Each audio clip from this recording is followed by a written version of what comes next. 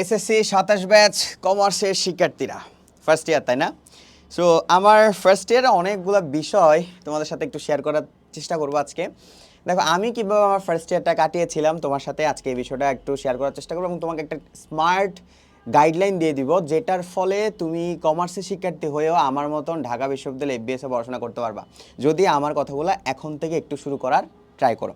তো সেক্ষেত্রে হচ্ছে আমরা সবাই জানি এসএসসি 25 ব্যাচের রেজাল্টের বিপর্যয়। কমার্স থেকেও অসংখ্য শিক্ষার্থী অ্যাকাউন্টিংয়ে ফেল গিয়েছে, ইংলিশে ফেল গিয়েছে, তার পাশাপাশি তোমার বাংলায় পর্যন্ত ফেল গিয়েছে এবং সামনে 26 ব্যাচের পালা এবং সবশেষে তোমাদের 27 ব্যাচ। হ্যাঁ, তো 27 ব্যাচ এখন থেকে যদি ফার্স্ট ইয়ার থেকে যদি একটু সিরিয়াস হও তোমার জন্য ভালো হবে, কারণ তোমার আলটিমেট গোল হচ্ছে একটা বিশ্ববিদ্যালয়ে চান্স পাওয়া এবং এসএসসিতে জিপিএ 5 পাওয়া বা একটা ভালো জিপিএ পাওয়া। তো যেই সকল বিষয়গুলো মনে রাখবা, স্টেপ 1 হচ্ছে তোমার সিলেবাস চিনে ফেলা। দেখো অসংখ্য শিক্ষার্থী তাদের সেকেন্ড ইয়ারে এসেও তাদের সিলেবাস চিনতে পারে না। কেন ভাই? এটা তোমার বেস ইয়ার, তোমার ফার্স্ট ইয়ার থাকতে তোমার সিলেবাস চিনতে হবে যে না অ্যাকাউন্টিংয়ে এতটা চ্যাপ্টার আছে, ফিনান্সে এতটা চ্যাপ্টার আছে, ম্যানেজমেন্টে এতটা চ্যাপ্টার আছে, এই চ্যাপ্টারগুলো একটু বেশি কঠিন, এই চ্যাপ্টারগুলোতে তেমন একটা ফোকাস করার দরকার নাই, এই চ্যাপ্টারগুলো একবার পড়লে হয় পুরা ইয়ারে, পুরা ফার্স্ট সেকেন্ড ইয়ারে এই চ্যাপ্টারগুলো প্রতি 5-6 বার পড়া লাগে। এটার একটা ডেডলাইন বানাও, এগুলা সবগুলা খাতায় লিখো। দেখো মাথায় রাখিও না, খাতায় লেখার চেষ্টা করো, ঠিক আছে? খাতায় রাখলে কি হবে, তোমার জিনিসটা সলিডলি তোমার কাছে থাকবে এবং তুমি জিনিসটাতে ফোকাস করতে পারবা, কারণ লিখলে না জিনিসটা আমাদের সবসময় মনে থাকে, বুঝতে পারছো? এরপর হচ্ছে কি আমার ব্লাইন্ড পড়াশোনা বাদ দিয়ে দাও। ব্লাইন্ড পড়াশোনা মানে হচ্ছে আমরা যেগুলো ভাষা পড়াশোনা করি ফার্স্ট ইয়ার থেকে, এখন থেকে যদি তুমি ভাষা পড়াশোনা করো তাহলে তোমার কিন্তু আপকামিং এটার একটা লং টার্ম এফেক্ট পড়বে। তুমি বিশ্ববিদ্যালয়ে চান্স পাওয়ার ক্ষেত্রে কিন্তু পেইন খাবে ভালোই, বুঝতে পারছো? এরপর হচ্ছে তোমার 2 নাম্বার যে স্টেপ, সেটা হচ্ছে ফার্স্ট ইয়ার হচ্ছে তোমার জন্য একটা বেস বিল্ডিং ইয়ার। বিল্ডিংয়ের ফাউন্ডেশন দেখেছো না? ওই বিল্ডিংয়ের ফাউন্ডেশনের নিচেরগুলোতে কী করা হয়, অনেক বেশি এফোর্টস দেওয়া হয়, নিচে বেশি টাকা খরচ করা হয়, কারণ এই নিচের অংশটাই তোমাকে আপকামিং তোমাকে একটা ভালো বিশ্ববিদ্যালয়ে ভর্তি পরীক্ষা অংশগ্রহণ করতে দিবে। নিচের জিনিসটাই তোমাকে, এই যে বেস ইয়ারটাই তোমাকে জিপিএ 5 এনে দিবে। ওই জন্য কী করবা, ক্লিয়ার কনসেপ্ট পড়াশোনা করবা।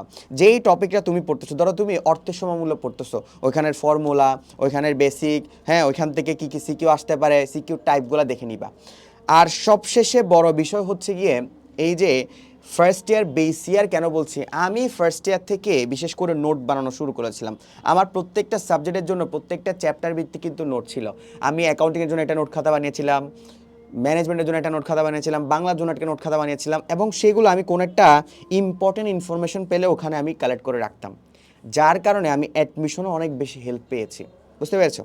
এরপরে হচ্ছে গিয়ে তোমার ছোট্ট একটা রুটিন বানাও, বেশি না 3 থেকে 4 ঘন্টার একটা রুটিন বানাও এবং ওটাতে কনসিস্টেন্টলি ফলো করো। দেখো আমি আমার ফার্স্ট ইয়ারে আমার অনেক বন্ধুবান্ধব ছিল, অনেক আড্ডাবাজি করেছি, অনেক এদিক সেদিক ঘুরেছি, কিন্তু আমার বন্ধুরা একটা বিষয় অবাক হয়েছে যে বাহা তো সারাক্ষণ আমাদের সাথেই থাকতো, ও পড়তো কখন, জিপিএ 5ও পেয়েছে, ঢাকা বিশ্ববিদ্যালয়ের এফবিএসও পড়াশোনা করতেছে, গুচ্ছতেও চান্স পেয়েছে, এমন কোনো পাবলিক বিশ্ববিদ্যালয় নেই সে চান্স পায়নি। কেমনে সম্ভব? দেখো আমার রুটিনটা ছিল খুবই ছোট, কিন্তু আমি একটা ওয়ার্ড আমার মাথায় সবসময় মাথায় করতেছিল, হচ্ছে ভাই কনসিস্টেন্সি। একটা মানুষকে পারফেক্ট লাইফ দিতে পারে, একটা মানুষকে ড্রিম দিতে পারে কনসিস্টেন্সি জিনিসটা। তুমি কম সময়ের জন্য পড়ো, 3-4 ঘন্টা কনসিস্টেন্সি মেনটেন করো, প্রত্যেক দিন ওটা মেনটেন করার চেষ্টা করো। ফার্স্ট ইয়ার থেকে যেই ছেলেটা যেই মেয়েটা এই জিনিসটা মেনটেন করতে পারবে, সে আপকামিং যেই তার বোর্ড পরীক্ষায় জিপিএ 5 পাওয়া কিংবা বিশ্ববিদ্যালয়ে চান্স পাওয়া সব কিছু হয়ে যাবে। এরপরে হচ্ছে তোমার 4 নম্বরে হচ্ছে তোমার টপিক ক্লিয়ার করে তোমার বোর্ড কোশ্চেন একটু সলভ করো। দেখো আমি কখন আমার দুর্বলতা খুঁজে পাবো, যখন আমি ইমপ্লিমেন্টেশন পার্টে যাব। তোমার আপকামিং ইমপ্লিমেন্টেশন পার্টটা কি? সিকিউ সলভ করো না, তোমার 7টা সিকিউ লিখতে হবে না, এমসিকিউ অ্যান্সার করতে হবে না। তো সেক্ষেত্রে তোমার ইমপ্লিমেন্টেশন পার্ট যেহেতু সিকিউ এমসিকিউ, তুমি টপিক শেষ করার পরে, ধরো তুমি একটা চ্যাপ্টার শেষ করেছো, সেইটা শেষ করার পরে নোট পড়ার পরে তুমি ওই চ্যাপ্টার থেকে তোমার বোর্ডে বা অন্যান্য বোর্ডে যেই সকল প্রশ্ন এসেছে সেগুলো শেষ করে ফেলো। ফার্স্ট ইয়ার থেকে যে ছেলেটা যে মেয়েটা এই কাজটা করতে পেরেছে তার জন্য সব সহজ হয়ে যাবে, ঠিক আছে? এরপর হচ্ছে লক্ষ্য নির্ধারণ করে ফেলো। স্টেপ 5-এ তোমার এখন থেকে লক্ষ্য নির্ধারণ করতে হবে যে ভাই আমি কি নিয়ে পড়াশোনা করব, আমার লাইফটা কোন দিক দিয়ে যাবে।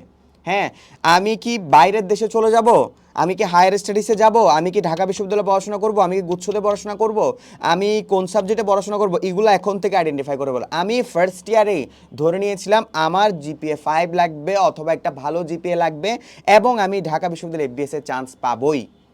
এই জিনিসটা এখন থেকে ফিক্স করে ফেলো। তাই এই 5টা স্টেপ যদি ফলো করতে পারো, আমি বাহাউদ্দিনের মতন তুমি ইনশাল্লাহ এসএসসিতে A+ পাবা এবং ঢাকা বিশ্ববিদ্যালয়ে এফবিএস এর চান্স পাবা, ঠিক আছে? আর তোমাদের যাদের প্রিপারেশন এখনও ভালো না, তোমরা চাইলে আমাদের এসএসসি 27-এর একাডেমিকটা অ্যাডমিশন কোর্সে এনরোল করে নিতে পারো। এখানে সবচেয়ে সুবিধা হচ্ছে আমরা একাডেমিকটাও পড়ে দিয়েছি, টেস্ট পেপার সলভিং করে দিয়েছি, বোর্ড কোয়েশ্চেন সলভিং করে দিয়েছি, কনসেপ্ট ক্লিয়ার করে দিয়েছি, অ্যাডমিশনের প্রিপারেশনও নিয়ে দিয়েছি। আর কি লাগে? তাই কোর্সে ভর্তি হওয়ার জন্য এখনই ভিজিট করো হালকা সিনেমা ওয়েবসাইট। আসসালামু আলাইকুম।